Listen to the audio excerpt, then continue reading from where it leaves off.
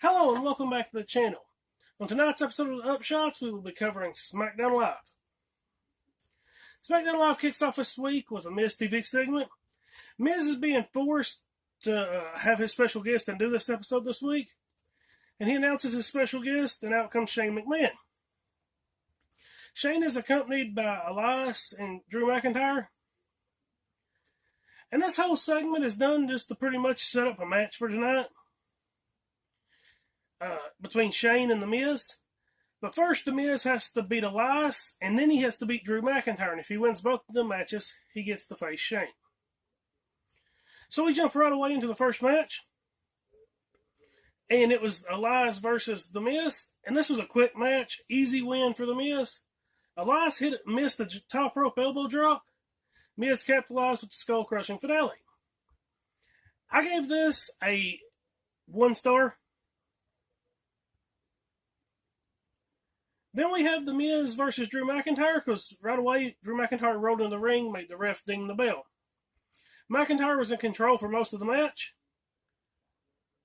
And it looked like The Miz was getting the upper hand, but he missed the springboard move, which I don't know why The Miz is trying aerial offense.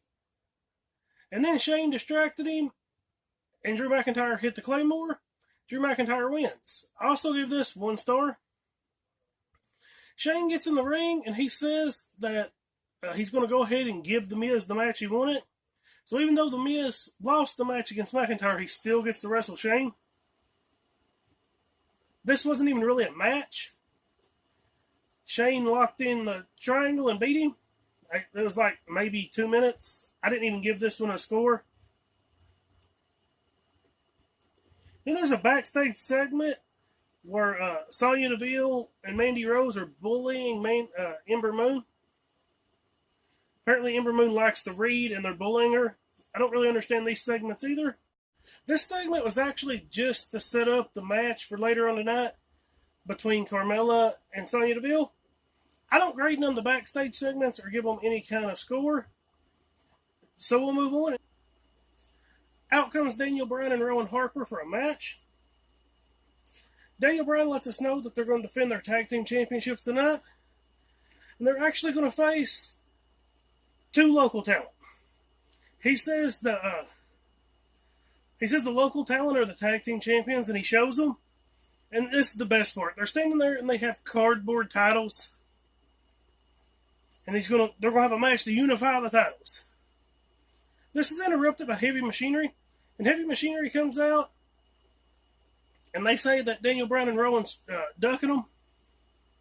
And Bryan says they need to prove themselves. And they can prove themselves tonight in a match. And he lets them wrestle the local talent instead. And this is just a squash match to put over Heavy Machinery. They hit all their big spots. And they pick up the quick win. I believe only one of the local guys tagged in. And this didn't run long. I'm going to give this match a 1/2 star. Just because of what it was. And mainly just because I like the part before it with the paper titles.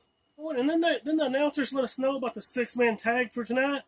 It's the New Day, because Big E's back finally, versus Ziggler, Zayn, and Owens.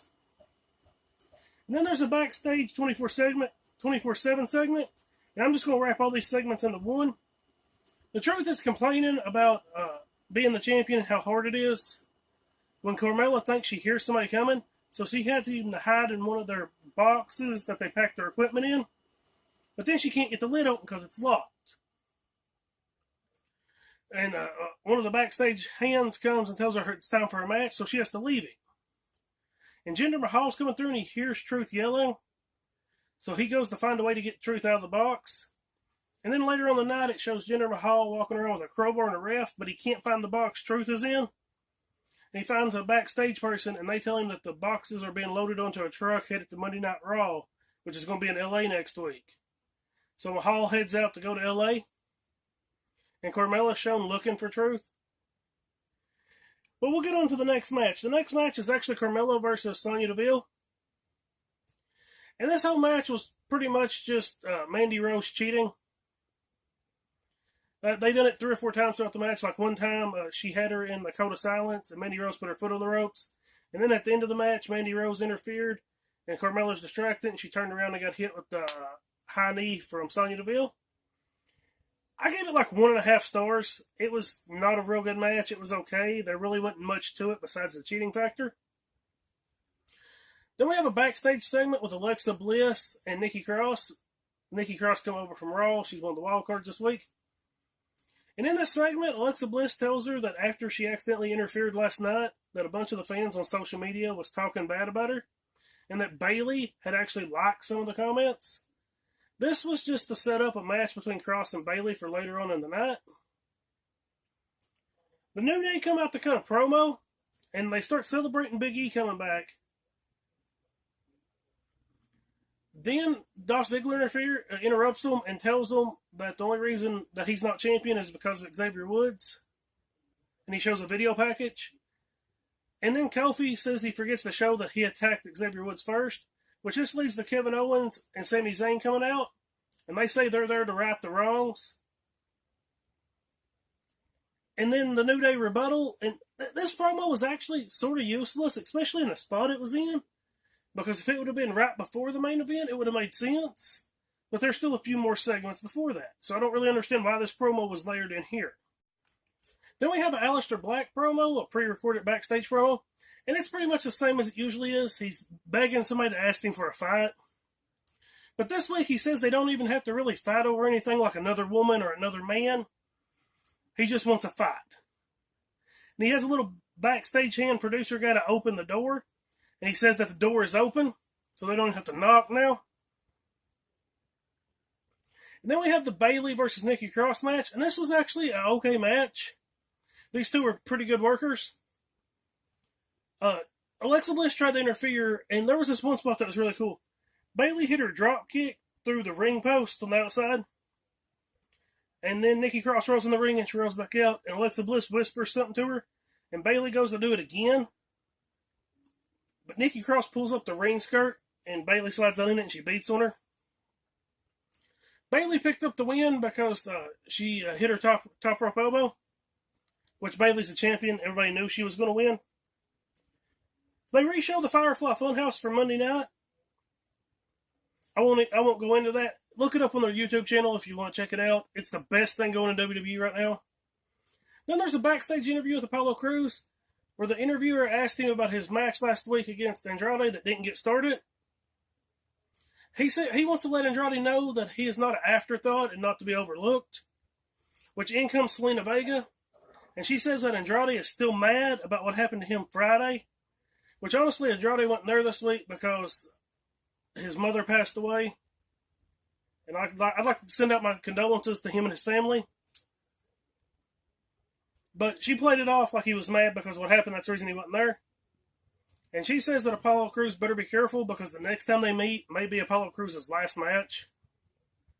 And Apollo Crews turns around, and there's Chad Gable standing there taking notes for some reason. And then we go to the main event. The main event is the New Day versus Ziggler, Zayn, and KO in a 6-man tag. WWE is really good at their multi-man tag matches. They structure them well. And this one was all about Xavier Woods getting beat up for most of the match. Big E got a nice hot tag. And then they let Kofi Kingston come in the end. Ziggler, Zayn, and KO worked real good together up until the end when there was one spot with a super kick. He accidentally super kicked Sami Zayn. And Kofi Kingston picked up the win with the Trouble in Paradise. It was a good match. I gave it a 2.5 stars. It wasn't a real good match. It was a good match, though. But that was this week's episode of SmackDown. Overall, I would have to give it a 2.5 out of 5 stars. Let me know what you thought about it. I'll leave a poll up in the card. And let me know down in the comments what you thought. And with all this said, I hope you have a wonderful day, and thanks for watching.